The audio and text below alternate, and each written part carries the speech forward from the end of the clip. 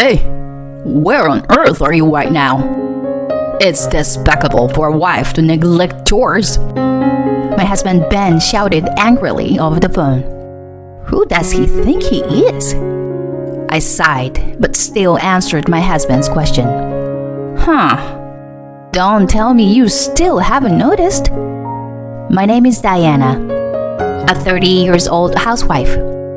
I've been married to my husband Ben for 2 years. We met through a friend's introduction.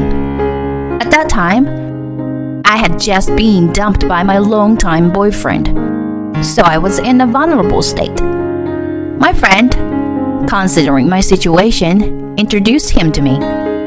Ben had a face that I liked, and he had a stable income as an office worker. We had many common topics due to being the same age, and we spent really enjoyable time together. We were attracted to each other and eventually started dating. After about 2 years of dating, he proposed to me. I need you, Diana. I want you to be with me forever. Will you marry me? Yes, I'd be happy to. At that time, I thought his proposal words were words of love.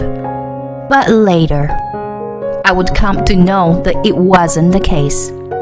Nice to meet you. I'm Diana. Hello, I'm Ben's mother. I'm sorry for being in a wheelchair like this. Oh, please, don't worry about that at all. His mother needed care and was living in a wheelchair. My father-in-law passed away a few years ago due to illness, and Ben currently lives at his parents' house to support her. Basically, we've hired helpers for my mom's care, but there are often communication difficulties, you know? That's why I'm really happy that Diana is willing to take care of you, Mom. What? Is Diana going to take care of me? My mother-in-law was surprised by his statement. Well, it's understandable to be surprised when you're suddenly told something like that during the marriage introduction. When we got married, I had agreed with my husband that I would become a full-time housewife and take care of his mother. I loved him enough to believe I could do anything for him. Oh, I appreciate your help, Diana. Thank you so much. My mother-in-law was happy to know that I would be taking care of her. Although Ben is an only child, it seems that my mother-in-law had wanted a daughter as well. After our marriage began and the caregiving started, my mother-in-law treated me very well. This is the easiest way to slice it. You're right. The seasoning can be kept simple like this. If you simmer it slowly, the vegetables will bring out their delicious flavor. That's true. It's incredibly delicious. It felt like I was having a genuine interaction between a real mother and daughter, and it made me happy. Please think of me as your real daughter. Yes, I already do, Diana. My mother-in-law and I had a great relationship. She was lovely, kind, and knowledgeable. She taught me various things, starting with cooking. I envied my husband, who had been eating such delicious food from his mother all this time.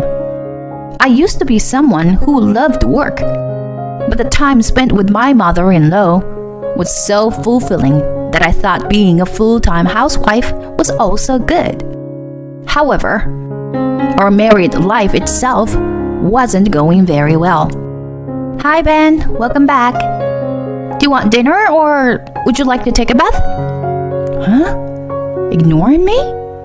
Okay, whatever. Since getting married, my husband had become incredibly cold towards me. He rarely initiated conversations with me, so I was always the one trying to come up with topics and asking questions. In response, my husband would give 1 or 2 word answers, and then spend the rest of the time engrossed in his smartphone. I was perplexed by my husband's sudden change in attitude. During our dating phase, he used to try to make me happy and would initiate conversations on his own. But now, It seemed like even talking to me was bothersome for him. Even during meals, my husband remained quiet. So ultimately, I ended up talking with my mother-in-law. My mother-in-law also seemed to have some doubts about my husband's behavior. "I'm sorry, dear. I thought he would be more talkative." "No, it's okay. I think he's just busy with work right now. This should be the busy season, if I remember correctly." "I see. He must be busy then. But if it continues like this for too long, I'll talk to him myself, okay?" Thank you. I don't want to let go of someone like you, who is like a daughter to me. I'm glad you say that. Having my mother-in-law on my side was truly comforting. I had no idea why my husband had become distant, so I could only attribute it to his busy work schedule. His attitude towards me remained unchanged. There were times when I wouldn't even hear his voice for days. I tried my best to make time for my husband, but he never became more positive. In this state, it was impossible for us to have any intimacy at night, and we had hardly engaged in any physical intimacy since getting married. I wanted to show grandchildren to my mother-in-law soon, but with this situation, it seemed impossible to have children. Months passed, but my husband's attitude didn't change. One day, perhaps sensing the seriousness of the situation, my mother-in-law expressed her concerns to my husband. "Ben, you were married to Diana. Shouldn't you communicate more as a married couple?" My husband widened his eyes in surprise when my mother-in-law scolded him. After contemplating for a moment, he spoke up. "Is that so? I thought I was being natural.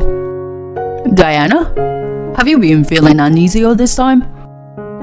Well, I did notice a change in your behavior compared to before we got married. I answered honestly. My husband said I understand. What exactly did he understand? Does this mean he will start having proper conversations with me? Both my mother-in-law and I were left uncertain, and the conversation ended. The next morning. "Okay, I'm off." After having breakfast, my husband said that and left the house. My mother-in-law and I exchanged surprised glances. Just the fact that my husband initiated a conversation after a long time made me happy. It seemed like he had heard my mother-in-law's words. When he came back from work that day, he greeted us with "I'm home" and actively participated in a conversation during dinner. My mother-in-law seemed relieved and happy, engaging in the conversation. Married life involves many ups and downs, and we have to accept various aspects of each other. There are many challenges, but I realized the importance of expressing my feelings honestly. From then on, my husband started having normal conversations with me. However, just as my relationship with my husband improved, my mother-in-law's health deteriorated. While she used to be active even in a wheelchair, she became bedridden. "Diana, I am truly sorry. Taking care of an old and helpless person like me must be tough, right?" What are you talking about? If it was that difficult, I would have run away by now. I'll take care of you, so please don't worry. "Thank you." There were times when I had to leave her alone when going grocery shopping.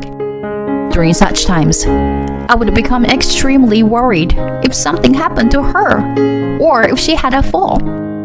And when my mother-in-law became bedridden, my husband's attitude changed once again. "Ben, your mom seems a little unwell today." "I see." "She's okay for now after eating, but maybe it's better to take her to the hospital again." "Yeah." My husband started giving vague responses, as if he was half listening to my words. And once again, Our conversations became less frequent. I was genuinely struggling with all of this. Taking care of a bedridden mother-in-law was undeniably challenging. On top of that, being treated with the same cold attitude from my husband as before was too much to bear. I was mentally exhausted. In the midst of all this, my mother-in-law finally needed to be hospitalized. Her condition deteriorated rapidly, and I visited her every day. But I must admit, I felt a sense of relief that I was released from the caregiving responsibilities, despite feeling guilty about it. Thank you, Diana. You are the reason I was able to spend the past 6 months happily and contentedly. Please take care of Ben for me, okay? My mother-in-law said that and took her last breath. I was devastated to lose her. Even though my husband claimed he couldn't leave work, he didn't come to the hospital when his mother was in critical condition. Your mother passed away peacefully. I see. I'm sorry I couldn't come. But with you by her side, I'm sure my mom was happy. While my husband said that, from my mother-in-law's perspective, the person she wanted to see the most in her final moments was her own son, my husband. Soon after, my mother-in-law's funeral took place. But my husband, citing his busy schedule, left the funeral preparations to me. With a sense of distrust towards my husband, I prepared for the funeral. My husband did fulfill his duties as the chief mourner, and the funeral proceeded smoothly. However, our married life after that was miserable. My husband remained silent as ever, and he hardly had any conversation even when he was at home. Whenever I tried to talk to him, he would just give brief responses. I couldn't help but question if this could truly be called a marriage. As a housewife, my husband was the only person I had conversations with. I felt suffocated. That's why I decided to consult with him about something. Hey, now that your mother is gone, I have some time, so can I go back to work? My husband looked surprised at my statement, but replied, It's okay, I guess. I immediately started looking for a job, and I found a suitable office job with the good conditions, so I decided to apply. Since I had previous experience working as an office employee, I was hired for the position. Moreover, they hired me as a full-time employee, not just a part-time worker. It was enjoyable to be back working as an employee after a long time. My coworkers were very kind and patiently taught me the job, which helped me adapt quickly. Everyone praised my work, and even my boss complimented me, saying they were glad they hired me. Having interaction with people other than my husband was beneficial for my mental well-being. Above all, it was very gratifying to be recognized by those around me. I had felt that when I was alone with my husband at home, I wasn't being appreciated as a person. Since I was managing both work and household chores efficiently, my husband didn't complain. However, his attitude remained cold as ever. Even when I talked about my work, he would just give vague responses. Eventually, he stopped responding at all, not even offering a brief reply. I wished he would at least respond. It made me feel like he was completely ignoring me. What could he possibly be thinking? I couldn't believe his behavior, so I decided to seek advice from my colleagues. In times like this, I'm grateful that I went back to work. It's reassuring to have people I can consult with and who will listen to my complaints. And everyone was surprised when they heard my story. Whoa!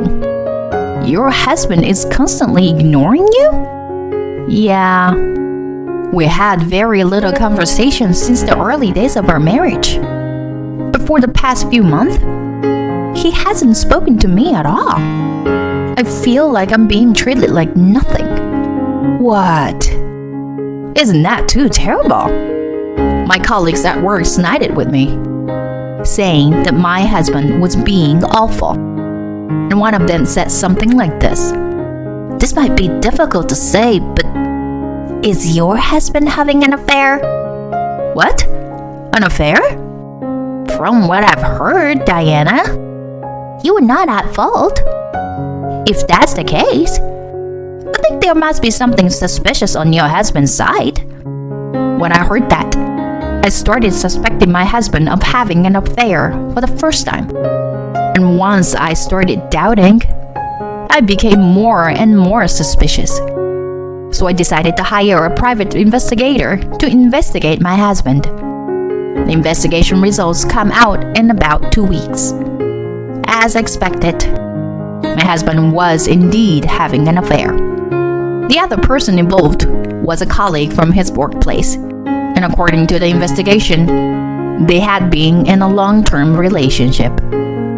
That meant he had been having an affair even during the difficult times when I was taking care of my mother-in-law. I was filled with anger. My husband must have only seen me as a convenient housekeeper. I couldn't continue our marriage in this state. I quickly packed my things and left the house. I stayed at a business hotel for the time being. The next day, I went to the local government office to file for divorce.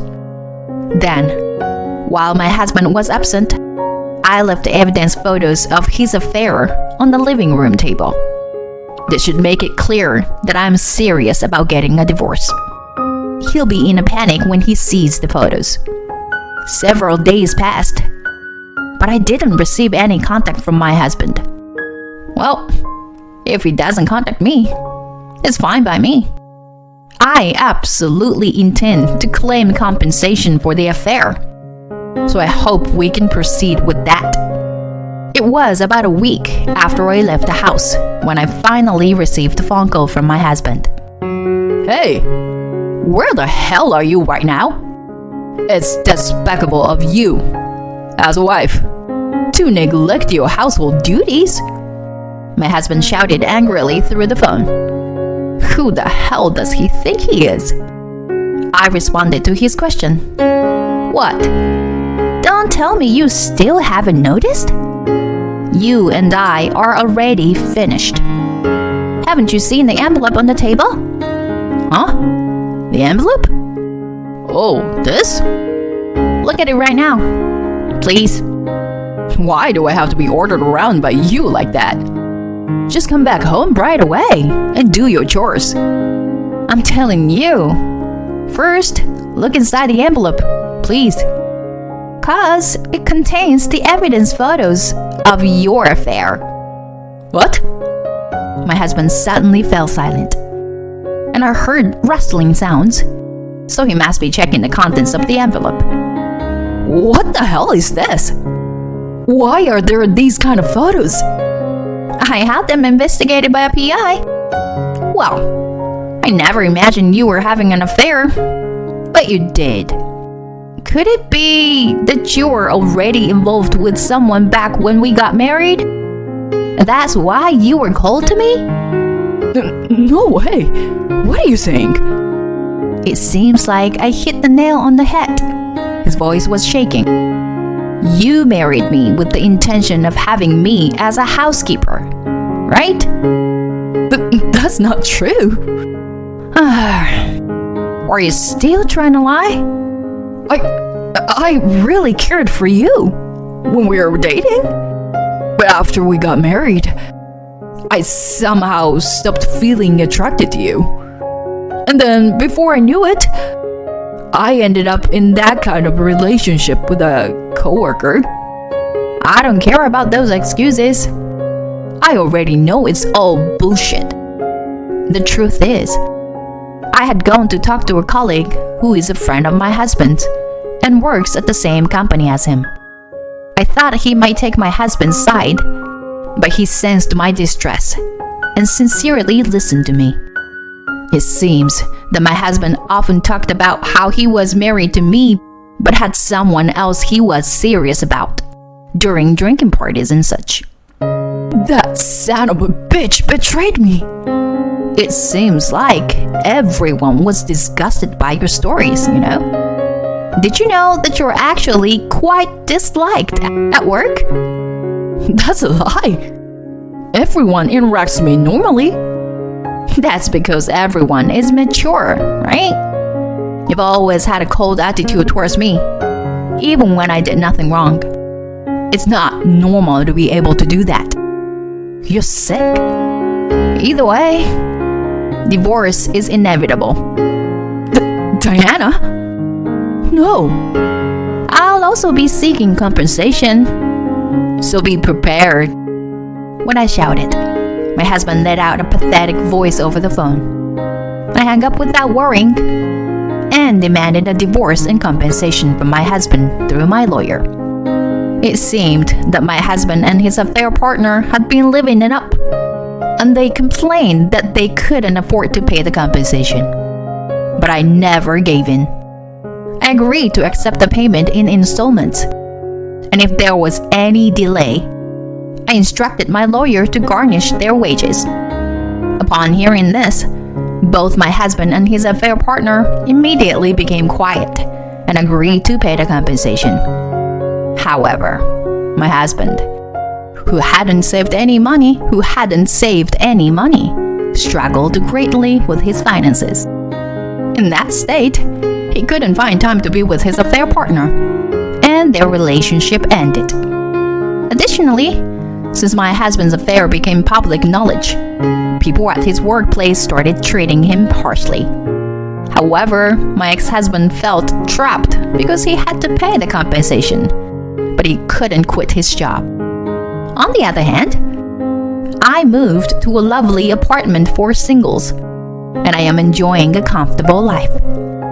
My job is stable, and now I frequently invite friends over and host home parties.